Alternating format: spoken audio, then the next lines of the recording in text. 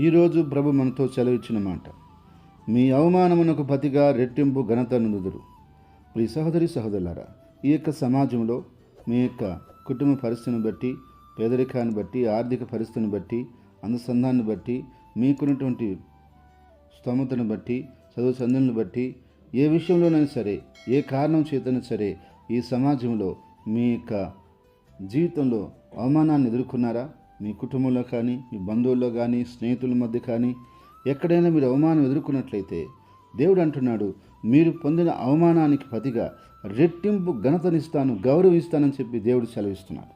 కాబట్టి మీరు ఎదుర్కొన్నటువంటి అవమానానికి దేవుడు మీకు ఇవ్వబోతున్నది ఏంటి తెలుసా? రెట్టింపు గౌరవం, ఘనత.